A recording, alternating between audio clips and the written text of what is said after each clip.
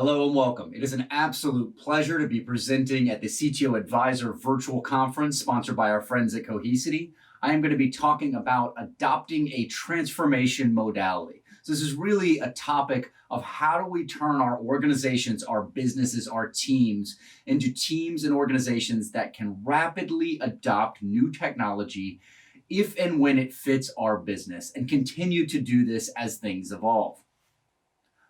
My name is Joe Onisick, and my background is 25 years experience working with some excellent and amazing transformational technologies. 25 years ago, I was a Novell Networks administrator and Lotus Domino administrator. And one of the more interesting things I was able to do in a digital transformation world, in true digital transformation world, was convert analog medical transcription systems where doctors would call on phone lines and dictate onto spinning tape recording their voice into digital systems where those phone lines plugged into digital cards on the back of servers and translated that analog voice into digital voice for storage and playback for the purpose of medical transcriptions. It was a huge change in the healthcare field, and it was amazing to me to see in that early stage of my career just how transformational technology could be to the businesses and systems we had in place. From there, I took a little break. I burned out in 2000 and decided to slow the pace down. So I joined the United States Marines, traveled the world repairing and fixing laser systems, laser guidance, and missile guidance systems, and then came back out into technology. Since coming back out into the world of cloud and data center and all the things we do today, I've become known for GOATs. I can't tell you why, but LinkedIn says it, so it must be true. When I spoke with Keith, the CTO advisor, about this session, he jokingly told me he was looking forward to finding out what modality meant. So I wanted to make sure that I took care of Keith and told him what modality means. I also needed to figure it out myself. Modality is the fact, state, or quality of being modal. So it's a tendency to conform to a general pattern. So if we look at that and we look at what I mean by a transformational modality is the fact, state, or quality of being technologically positioned and organizationally ready to adopt new technology at the pace of the business. And so this is a really interesting thing to me because there's a lot being said in that wordy definition I just gave you. I need to be technologically ready to adopt new technology and new processes. I need to be organizationally ready to adopt it. My people need to be ready. And I need to be able to do this at the pace of the business. So again, it becomes very individualized to how each of our businesses operate. One business's pace will be different from the next, and one industry's pace requirement will be different from the next. As we look at this, what it really enables for me, embracing a transformation modality enables me to take a mindset of being able to fail fast. And many of us may have heard the fail fast term. In the IT world, the little bubble of Silicon Valley, this gets thrown around a lot. It's my favorite excuse from startup founders and venture capitalists for why they completely missed the mark with all that money they funded to go do X or Y. When they completely fail at that, they're going to fail fast, keep whatever remaining money is available, and pivot. But when I look at fail fast, it's really about getting rid of that fear of failure and looking a step further at what I should be afraid of. Rather than being afraid of failure, I need to be afraid of stagnation. I need to be afraid of staying the same. I need to be afraid of sticking my head in the sand. So fail fast is about being able to adopt new things quickly, try them out, discard the things that don't work, and keep the things that do. That's fail fast to me. And for me, it's something I apply to everything I do. Sure, there's a lot of failures, but they're small, they're recoverable, and they allow me to iterate much more quickly. The undercurrent driving the need for a transformation modality is the technology adoption curve, a curve that describes the 5 phases of technology adoption, from the innovators willing to grab the latest and greatest and try it out instantaneously, back to the laggards. And we all sit somewhere on this technology adoption curve, both as individuals and as organizations. But what we don't typically realize is that we might sit in different buckets of this curve with different technologies all simultaneously. I might be willing to adopt X, Y, and Z as an innovator here, but A, B, and C, I'm going to be a laggard over there. This drive of technology adoption as technology changes more and more rapidly is what pushes the need to be able to do this quickly and efficiently with every new technology that becomes applicable to our business. The easiest way to see how this adoption curve works is by looking over time historically at the buzzwords that have floated through our hype cycle of marketecture within the technology industry. I've got a few buzzwords listed here, but my best example here is BYOD, bring your own device. 7 to 10 years ago, we went out and sold solutions for BYOD. We built architectures to support BYOD so that organizations could look at having their teams utilize the phone they wanted to access enterprise systems, the laptop they wanted to access enterprise systems, to do it from wherever they wanted to connect. And those BYOD solutions at the peak of their hype cycle took off so much that the term disappeared. We don't talk about BYOD anymore. The reason we don't talk about it is because it's simply the new normal. We all expect to be able to use an Android or an iPhone device to connect to our email. We all expect to be able to use our choice of Mac or Windows laptop in most realms. So BYOD disappeared because it simply became reality. And that's one of two ways buzzwords disappear. Buzzwords either disappear because they take off, like BYOD, and become the new normal, or they disappear when they fail. There are a few exceptions. Buzzwords like VDI that pop up with every year being the year of VDI, but those are few and far between.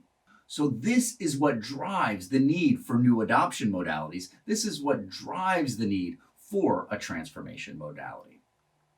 As we look at this, what we'll see and hear very often is that it's as much about the people and process as it is about the technology. And that's absolutely true.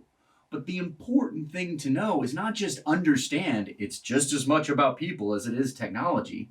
It's how to utilize the people and the process, tie them together to the technology to drive success. Simply understanding the people are as important as the technology deployment is great. You're already one step ahead. But what do you do with those people and those processes? And what do those processes look like over time? Again, we have to look at these processes from the fact that we're going to continuously need to drive new technologies and adopt new technologies into our businesses. Transformation is not going to be measured successfully as a one-time thing. It's going to be measured in how you can adopt it over time. In order to do this, we need to move away from legacy adoption thinking. We need to move away from the idea of linear processes like the one shown here, where there's a start line and a finish line where we forget about it and move on. No longer can we go through a discussion, a formalization, a series of validation through maybe proof of concepts, then deploy it, monitor it, and forget about it. Because everything's shifting too quickly, because there won't be a finish line for a single transformation. And this needs to become a process that's constantly flowing within your organization. Things need to be changed, adapted as we move forward. These linear processes with defined start and finish are no longer the way we look at it. You can't simply take a CIO initiative to DevOps all the things and go get done with it. There's a process that will maintain a very iterative state as you get through these big picture transformations, whether they be hardware focused, software focused, cloud focused, or organizationally focused. So at Continuum, what we look at is what we call the Continuum Modality. Within this process, we center everything we do, 6 steps of adopting a new technology, around a center axle of adaptation. We need to be able to shift as things change. And we need to be able to understand that depending on where we are or how things are working in the environment, we might come into this 6-step process on step 3 and exit on step 5 because of the speed of the situation we're in. But we should always be looking at following this modality or this methodology and the 6 big picture steps, which we'll cover in a little more detail as we continue forward. The reason adaptation is critical is summed up here very well by Donald Rumsfeld. Donald Rumsfeld talked about the things we know. We know the knowns. I have known knowns.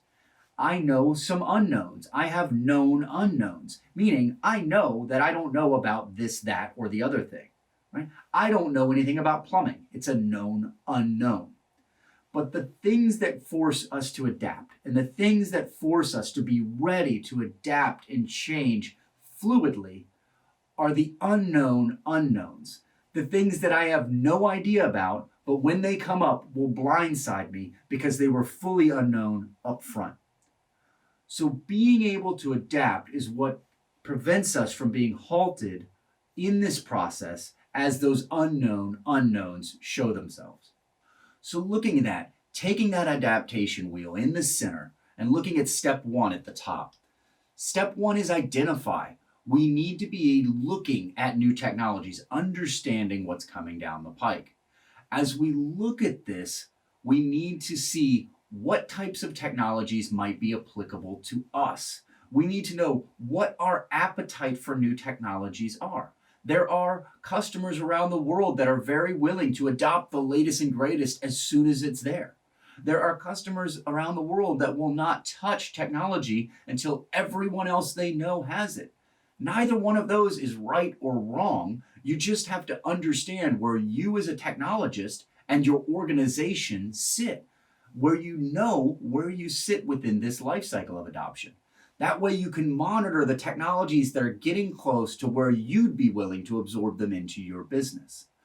You need to know what technologies would apply and where the gaps are in your business or the places that could use a transformation or an advantage.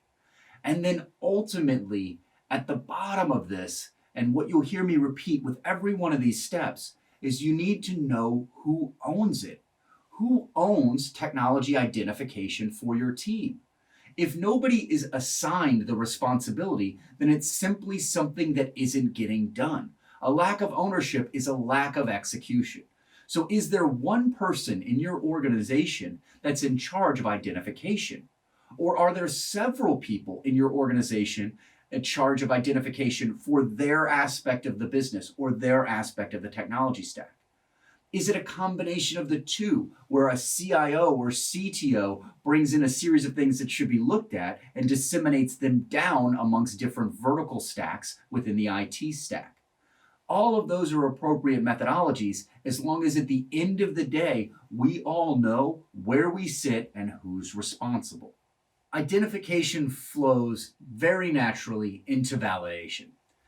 The beauty of doing the identification process correctly is that you're going to funnel things down into validation. And what I mean by that is some things are going to trickle out. As I'm in the identification process, there will be things, technologies, and shifts that are so avant-garde, so cutting edge, or so new that my organization has no interest in them. So they don't get to the validation stage. There are going to be things that are totally unapplicable to my industry or my organization, and so they don't get to the validation stage. And there are going to be technologies that I find so ridiculous or so off the wall that we don't even bring them into a vetting stage at validation.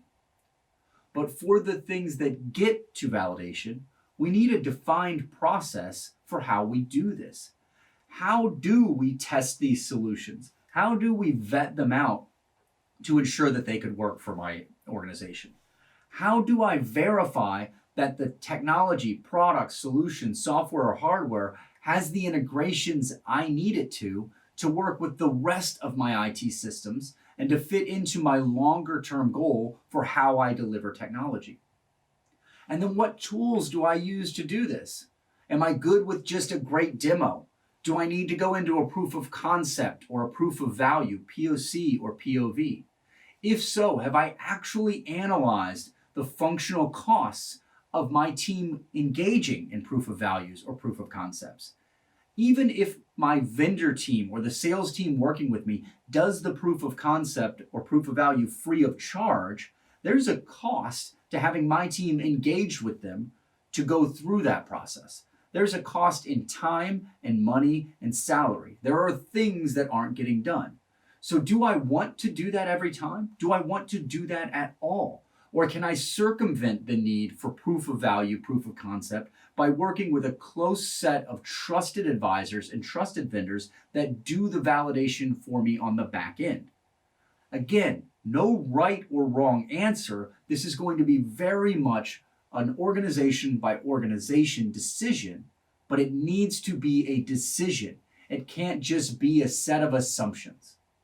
And then finally, who owns this? Who owns the process for validation? Who owns ensuring that technology is properly validated? And then we look at step 3. And step 3 is often ignored, and you'll ignore this at your own peril. Education is critical to technology adoption and growth.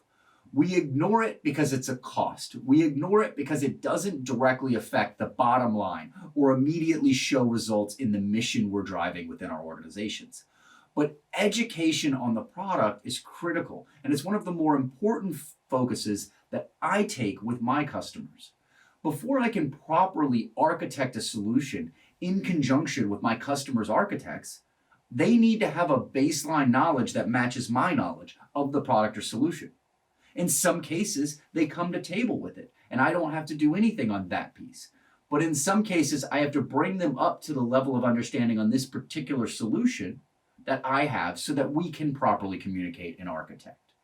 As they deploy it, as they move forward with it, education continues to play a role. We have to ensure that our teams are properly able to utilize the technology to grasp what it can do and understand how to operate it and troubleshoot it. So education comes in very critically to any successful adoption. And every adoption is going to have to adapt to the level of education required for your team on that technology in that instance. What this boils down to for you is, again, ensuring that somebody owns this process. Who's in charge of ensuring that every team member has the level of education they need to drive the technology transformation you're driving? One recommendation I have here is not to rely on the administrative and engineering technical staff to tell the business when they need education. Depending on your company's culture, depending on those individuals' feelings and their individual personalities, they might not be comfortable expressing a knowledge gap because they may feel as though that makes them look like they're not good enough for their job. So it needs to be made available. It needs to be made okay, and it needs to be part of the work time and the work funding. You shouldn't expect your teams to spend their own personal time educating themselves. You should be able to provide the right time so that they can do it because it's going to benefit your business on the back end. That moves us into step 4. And step 4 is where I get the most questions. Joe, why do you incorporate purchase and planning together? Aren't they very different steps? Yes and no. They have a very natural tie together, especially as we're looking at rapid, successful technology adoption. I group purchase and plan together in step 4 because they tie very well in hand to hand. There is a level of planning for any given solution, technology, or transformational rollout that must occur before a purchase. I'm going to need to know how many widgets to buy, or how many licenses to procure, or which type of license. And so that involves a level of planning. But after the purchase, there tends to be a series of time gaps, things like procurement processes, shipping from the vendors, and lead times from the vendors. how long my team will take to actually be ready to install it, or when my change window might be available to get the installation done. Which means that after the purchase decision is made, I have downtime that, if I properly utilize for planning, becomes active time. So purchase and plan to me tie very hand in hand because I can use them together to maximize the efficiency and agility with which I can deploy a transformational adoption. I want to do exactly as much planning as required to make the purchase correctly, and then do the rest of my planning while I'm waiting for the deployment phase. That can be architectural design, high level design, low level design, you name it. A lot of these things can be done efficiently post purchase while you're waiting for that right time to begin stage 5. When you're looking at the purchase and plan phase, some questions to keep top of mind. What are my timelines? That helps dictate where that stake in the sand sits between purchase and plan. What is the architecture and design? Again, much of this might happen prior or post purchase. Which teams will be involved? Most technology transformations are going to involve multiple teams. I need to know who they are. And then with that, I'm going to need to arm myself with who's responsible from a purchasing perspective and a planning perspective. Which individual owns it? Step 5 is where the rubber hits the road. With step 5, we're now in the deploy and test. Deploy and test, again, are typically ideas that might have been 2 stages in older methodologies or legacy systems, but they cannot be in today's environment. We have to be able to test and iterate as we're deploying wherever possible. It speeds up the deployment, but it also ensures better results, less risk at the back end. It doesn't matter if this is a software deployment or a hardware deployment. It doesn't matter if there's organizational process changes or no organizational process changes. Being able to test and iterate within the deployment cycle provides that agility you need and aligns very much to the principles of Agile and DevOps that are very prevalent in our industry today. As we deploy and test, it's important to know, what is success? What does success look like to us? What are my known knowns? What are my known unknowns? Define those, because once I know this is my known knowns and this is my known unknowns, I now know where that gap of unknown unknowns could exist that I will have to adapt in real time to as they come up. And then finally, deploy and test. Owners must be assigned. Make sure that components, individual pieces, are always assigned to an individual owner. There may be multiple owners, but there's clear swim lanes for what they own. And then last, this step, step 6, socialize, is most often ignored. In fact, socialization in any way, shape, or form doesn't truly exist in most any legacy adoption methodology. And socialization is so critical to true success and true product adoption. When we look at socialization, socialization is taking that deployed and tested solution, that deployed and tested architecture, that digital transformation that you've just worked so hard to create, and ensuring the teams that will benefit from it are aware that it exists, ensuring that they're aware of who owns it, who supports it, how to use it, where the documentation is, and who to call when something goes wrong. This is what drives their usage, which drives your adoption, which drives success. Many of us that have been in technology long enough have seen products installed, deployed, and then die on the vine. Things like collaboration tools and wikis, anything in that realm. The reason they die on the vine is not that the technology was bad, it's that they never hit critical adoption mass internally. So it didn't matter if the technology was good, if you're unable to get teams to use it and incorporate it into their day job, the technology never lives up to the value that it was defined as. So when we look at the socialization phase, when we look at this piece, there's a few aspects that you want to understand, a few aspects that you want to drive into your culture. The first, easiest, and cheapest is identifying champions. Within most organizations, there's a few people that are excited about the new technology, that want to talk about it, that want to help drive it. When we look at those people, support them, arm them, engage them, and authorize them to go out and help with that. We all are social animals, and as social animals, seeing someone else excited about it will help drive our own excitement. So if you're launching a new collaboration platform, or you're deploying that new tool for communication amongst your teams, get those few people that are very excited about it out there. Give them the tools, give them the platform to help bring their peers along. Champions are critical to success. They act as the lighthouse that guides in the other ships. The next thing you'll want to look at is things like miniature lunch and learns, where you'll take the HR group and show them exactly what it's going to do for them. And then take the finance group or the sales group or whatever groups your company operates with and socialize it to them, showing them how to use it, what it means to their job specifically, and then where to find documentation and support. Socializing any deployment of technology or technology solutions will help drive the success and adoption that is critical in today's world.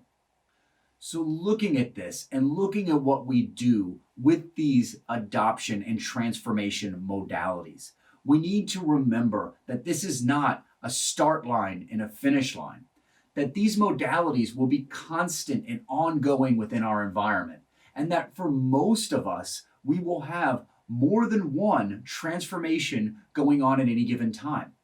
Depending on how our organizations operate, these may all be centralized through the IT team, but they also might be distributed with some existing in IT and some out at the lines of business. Neither is right or wrong depending on your organization, as long as we understand that transformations are constant and can be run simultaneously. Digital transformation is not a start and finish project. It's a continual journey as the technology underneath us evolves.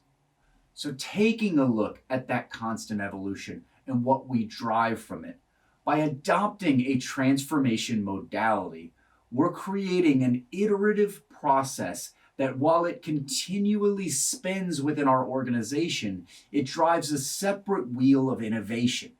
And that innovation wheel is driving revenue.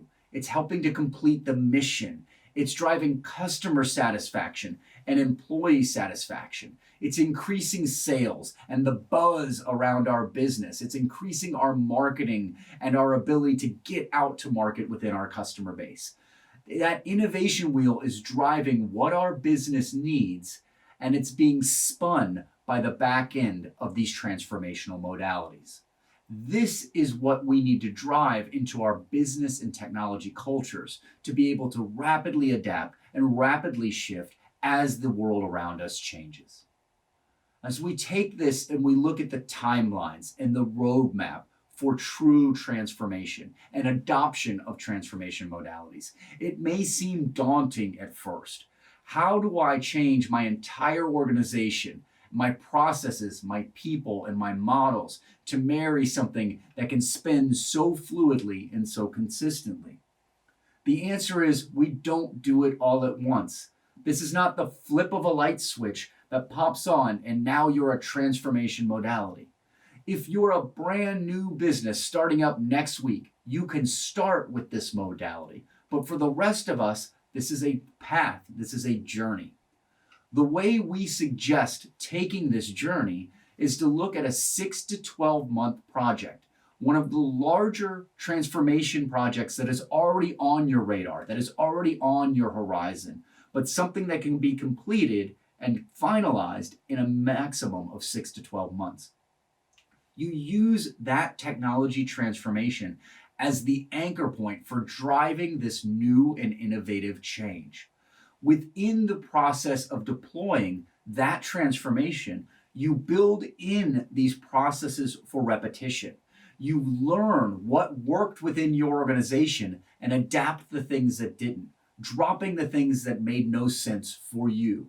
And at the end of that 6 to 12 month transformation, you've got the baseline of your organization's individualized transformation modality.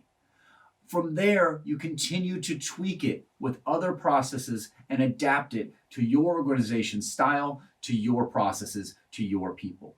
Because at the end of the day, this doesn't have to work for me. This has to work for you and your organization. Looking at this and looking at why this is so critical to me, this quote sums up everything about why we have to be able to address this and address it quickly. This is a quote that I apply to everything in my personal and professional life. If you don't like change, you'll like irrelevance less. Technology moves too fast. Business moves too fast for us to stay static. If we're not willing to innovate, if we're not willing to speed up our processes, somebody else will move past us and displace us. And that is not what we're trying to do. So embrace change, teach your organizations how to embrace change, and watch your businesses, your organizations, your teams, and your career thrive. I very much appreciate you joining me for this session. A big shout out and a big thanks to Keith, to Mrs. CTO, and all of the people that came together to make this conference happen. Thank you from everyone on my team and the extended team here at Continuum. We're here to help you. Please reach out. You can find me, Joe, at transformationcontinuum.com, or find me on Twitter at Joe Onisick. Thank you very much and have an excellent day.